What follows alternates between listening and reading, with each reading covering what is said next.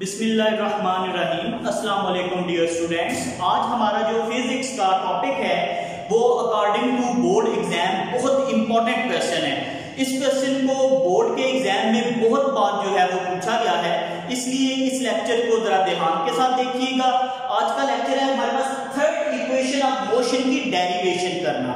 तो third equation of motion को drive करने के कई तरीकाकार हैं, लेकिन जो हमारे पास बुक में मौजूद है वो ग्राफिकल मेथड है। तो ग्राफ के जरिए हम देखेंगे किस तरह से थर्ड इक्वेशन ऑफ मोशन को ड्राइव किया जा सकता है। तो पहले नंबर पे हम इसके लिए ग्राफ को ड्राइव करते हैं। तो ग्राफ ड्रॉ करने के लिए ये जो straight line from upward to downward आप ड्रॉ करते हैं, वर्टिकल लाइन, इसको हम कहते हैं कि ये हमारे पास वाई एक्सिस है। इसी तरह दूसरी लाइन जो हम ड्रॉ करेंगे ये हमारे पास होगा एक्स एक्सिस। दो हमने एक्सिस ड्रॉ कर ली है, एक्स एक्सिस और वाई एक्सिस। जो वाई एक्सिस है हमारे पास वो स्पीड को रिप्रेजेंट करता है।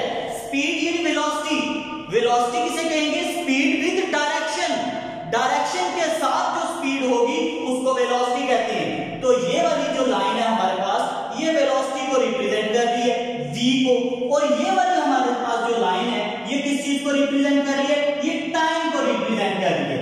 ये हमने वेलोसिटी टाइम ग्राफ जो है वो बना दी है। जिस पॉइंट के ऊपर ये वर्टिकल लाइन और हॉरिजॉन्टल लाइन ये दोनों आपस में इंटरसेक्ट करती हैं उस पॉइंट को कहते हैं ओरिजिन।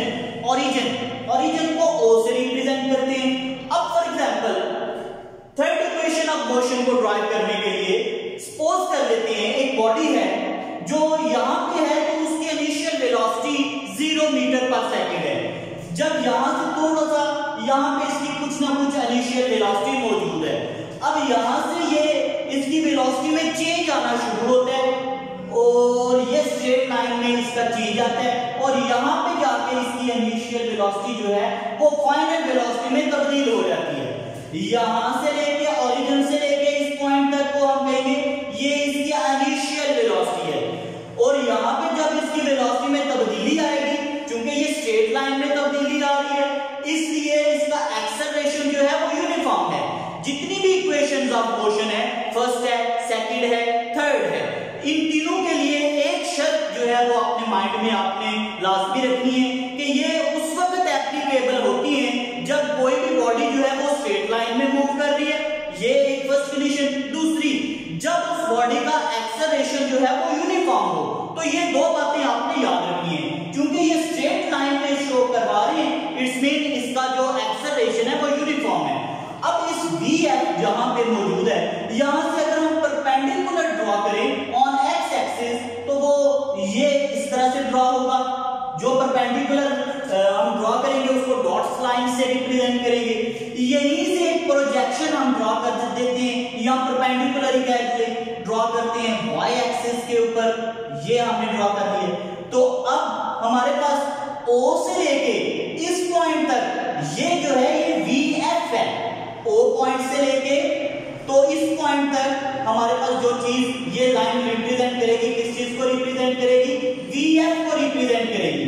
जब ये O से लेके इस पॉइंट तक जो चीज होगी उसको हम कहेंगे कि ये हमारे पास क्या है? ये VI है।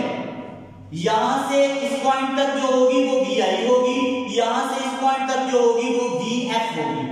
अब अगर इस पॉइंट को सामने वाले परपेंडिकुलर के साथ मिला दें, ये आ गया। अब इस जो ग्राफ है इसके हम मुख्तलिफ लेटर्स में नाम लिख लेते हैं। ये आपकी मर्जी है, आप कोई भी लेटर चूज कर सकते हैं, लेकिन हमें कैपिटल चाहिए। ये O आ गया, इसको A कह लेते हैं, इसको B कह लेते हैं, इसको C कह लेते हैं, इसको D कह लेते हैं, इसको E कह लेते हैं। तो अब अगर हम गौर करें तो ये हमारे पास जो मुकम्मल ग्राफ आया ये दो ज्योमेट्रिकल शेप्स में डिवाइड है। एक शेप जो है वो ये है जिसको मैं ये डॉट्स के जरिए आपके सामने लिख रहा हूं, नजर आ रही होगी आपको। अब ये ज्यादा क्लियर होगी। ये OABE ये शेप नजर आ रही है। ये क्वाड्रिलेटरल है और क्वाड्रिलेटरल की कौन सी टाइप है? रेक्टेंगल। दूसरे नंबर पे जो हमारे पास शेप है वो ये आपको नजर आ रही है। ये लाइंस के जरिए मैं रिप्रेजेंट कर रहा हूं इसको। ये है EBC, ये एक हमारे पास ट्रायंगल है। तो जब हमने सेकंड इक्वेशन ऑफ मोशन की तो उसमें जो टोटल डिस्टेंस बॉडी कवर करती है वो हमने ये देखा था कि इन दोनों बॉडीज के इन दोनों जो शेप्स हैं इन दोनों शेप्स के टोटल एरिया के इक्वल होता था।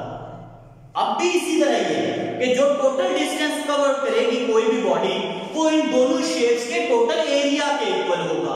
अब चूंकि जब सेकंड इक्वेशन कर रहे थे तो उसमें हमने इनको एरियाज को अलग अलग फाइंड किया था। पहले हमने ट्रायंगल का एरिया फाइंड कर दिया था, फिर हमने रेक्टेंगल का एरिया फाइंड कर दिया था, फिर दोनों का सम फाइंड कर दिया था, तो वो हमारे पास टोटल डिस्टेंस था। थर्ड इक्वेशन ऑफ मोशन की जो डेरिवेशन है इसमें आपने यहां पे थोड़ी सी तब्दीली करनी है। आपने इस मुकम्मल शेप का एरिया ही फाइंड करना है, लेकिन आपने इसका एरिया जो है वो इकट्ठा फाइंड करना है, यानी ये अलग अलग हम नहीं करेंगे कि ये रेक्टेंगल है, ये ट्रायंगल है, दो ये अब एक ही शेप है हमारे पास। इस मुकम्मल शेप को अगर हम गौर से देखें ओ ए सी ई, ये मुकम्मल शेप जो आपको नजर आ रही है, इसको मैं इस तरह पॉइंट कर देता हूं ताकि आपके पास ज्यादा क्लियरेंस हो जाए। ये हमारे पास एक मुकम्मल शेप है। अगर इस मुकम्मल शेप को देखें तो ये हमारे पास है ट्रेपेजियम, क्वाड्रिलेटरल की एक टाइप है ट्रेपेजियम। तो जो ट्रेपेजियम का टोटल एरिया होगा वो ही इस बॉडी का टोटल डिस्टेंस कवर्ड होगा। तो हम क्या करेंगे, टोटल डिस्टेंस जो कवर कर रही है वो फाइंड करने के लिए इसका मुकम्मल एरिया फाइंड करेंगे। तो एरिया फाइंड करने के लिए हम लिखते हैं total area of trapezium. Trapezium इसको रिप्रेजेंट किससे कर रहे हैं, ओ ए सी ई से। Total area of trapezium O A C E is equal to, total area किसके इक्वल होता है, वो टोटल डिस्टेंस कवर्ड। अब जो ट्रेपेजियम का एरिया होता है उसको फाइंड करने के लिए हमारे पास जो फॉर्मूला है वो है 1/2 into sum of parallel sides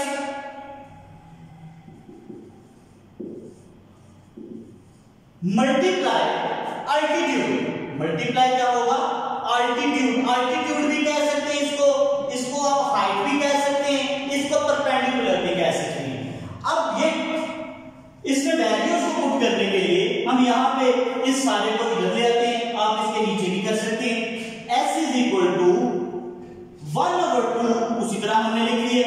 अब सम ऑफ पैरेलल साइड्स, अब इस मुकम्मल शेप में ओ ए सी ई में हमने पैरेलल साइड्स देखनी है।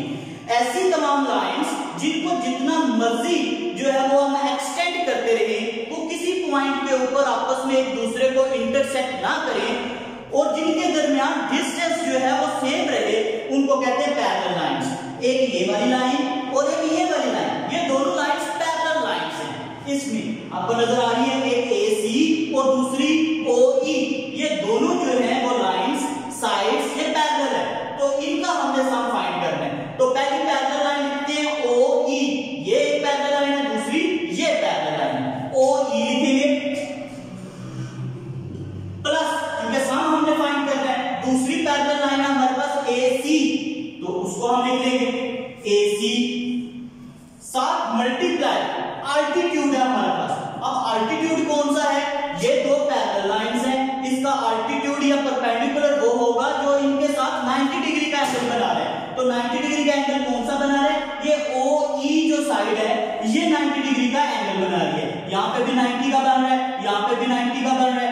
इसलिए इस मुकम्मल ट्रेपेजियम में जो परपेंडिकुलर है वो OA है, तो यहाँ पे हम OA को लिख लेंगे। तो ये हमने फॉर्मूले में वैल्यूज को पुट कर दिया। सम ऑफ पैरेलल साइड्स, ये दो पैरेलल साइड्स थी, इनको दोनों का सम फाइंड कर दिया। मल्टीप्लाई अल्टीट्यूड, तो ये अल्टीट्यूड को लिख लिया हमने।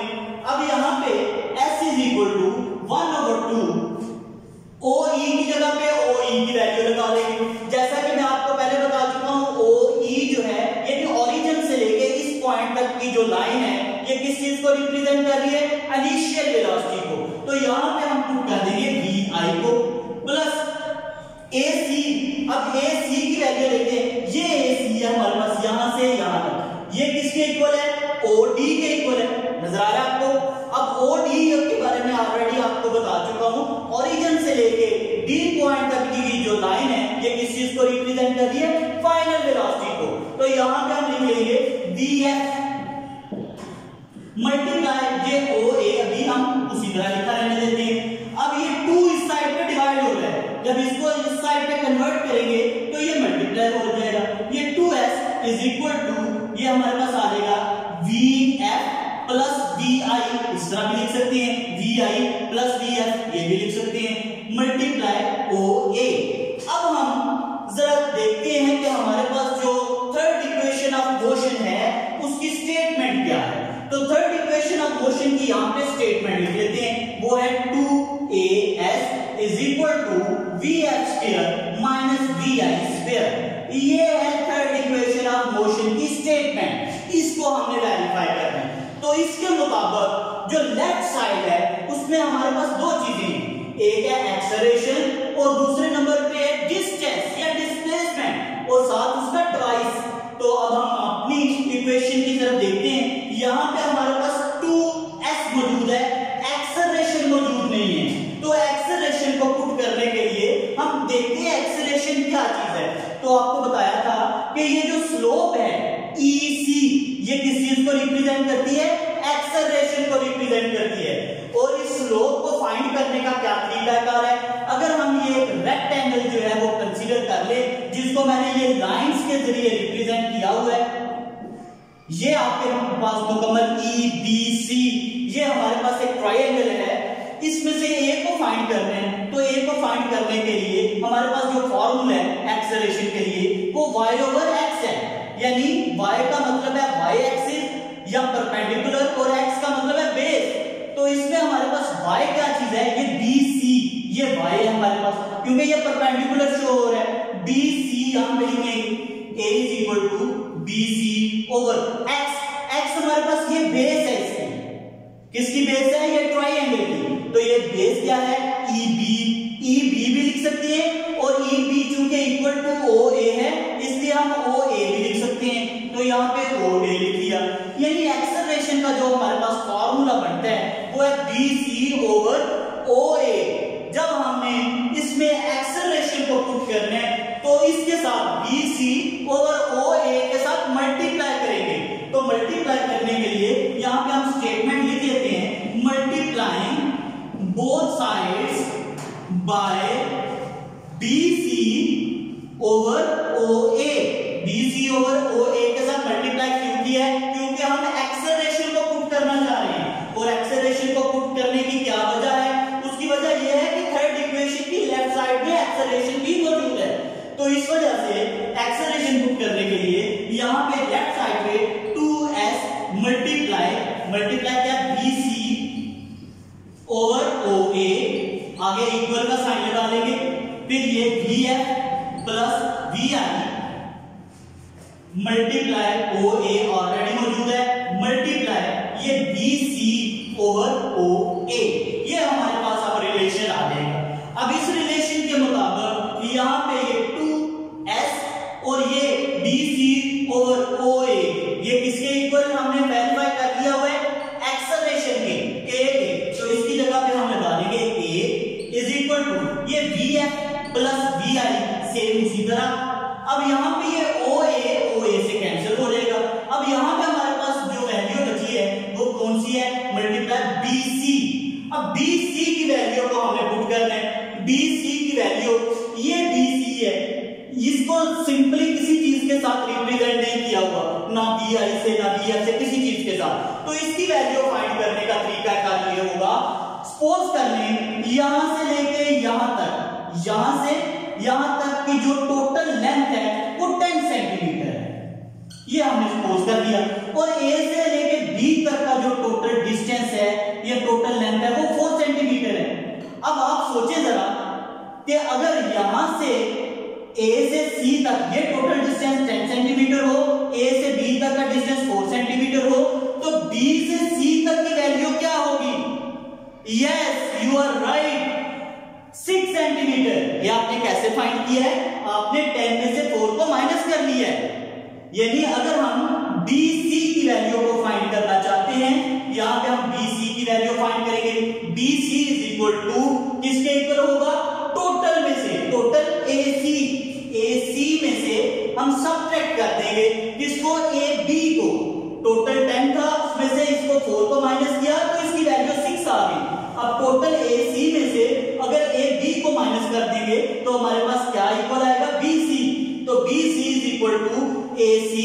इसमें से माइनस करेंगे ए बी, तो अब बी सी की वैल्यू ये हम यहां पे पुट कर देंगे। तो बी सी की वैल्यू हमारे पास, हम यहां पे इसको अगर तरतीब के साथ लिखें तो ये आ जाएगा 2as इज इक्वल टू, ये सेम इसी तरह vf प्लस vi, मल्टीप्लाई का साइन यहां पे लगा दें, अगर चाहते हैं तो अगर ब्रैकेट लगा लिया तो स्क्रीन ये मल्टीप्लिकेशन का साइन है। बी सी की जगह पे उसकी value A C minus A B, A C minus A B ये लगा दिया। अब ए सी की वैल्यू ग्राफ के मुताबिक लिखेंगे, ए बी की वैल्यू ग्राफ के मुताबिक लिखेंगे। अब इसी स्टेटमेंट को हम यहाँ पे 2as इज इक्वल टू, ये पहले उसी तरह vf प्लस vi सेम। अब यहाँ पे ए सी की वैल्यू देखनी है, ए सी की वैल्यू आपको पता है ए सी जो है वो किसके इक्वल है, ओ डी के, और ओ से लेके डी तक की जो लेंथ है वो किस चीज को रिप्रेजेंट कर रही है, vf को। यस, ये vf हमने लगा दिया किसकी जगह पे, ac की जगह पे, फिर माइनस का साइन, फिर ab। अब ab के बारे में हमने देखना है ab किस चीज को रिप्रेजेंट कर रहा है, ab जो है वो oe के इक्वल है, और o से लेके e तक का जो डिस्टेंस है वो vi के इक्वल है, यहाँ पे vi हम पुट कर देंगे। अब ये हमारे पास आ जाएगा 2as इज इक्वल टू, अब अगर हम मैथ का थोड़ा सा फार्मूला अपने माइंड में लेके आए तो एक फार्मूला है मैथ्स का, जिसके मुताबिक अगर हमारे पास एक वैल्यू, दो वैल्यूज हैं जिनका सम है और दो वैल्यू हैं जिनका डिफरेंस है, सेम वैल्यूज हैं, तो वो किसके इक्वल होंगी, फर्स्ट टर्म का स्क्वायर माइनस सेकंड टर्म का स्क्वायर। यहां पे फर्स्ट टर्म क्या है, a, इसका स्क्वायर लगा दिया, फिर माइनस का साइन, सेकंड टर्म का स्क्वायर, यानी a plus B into A minus B हो तो वो इक्वल किसके होगा, A square minus B square के। यहां पे भी कुछ इसी तरह की सिचुएशन है, vf vf vi vi, एक में प्लस है एक में माइनस है, तो इसको हम अगर शॉर्टकट या सॉल्व करके लिखें तो इसको लिख सकते हैं vf स्क्वायर यानी फर्स्ट टर्म का स्क्वायर माइनस vi स्क्वायर।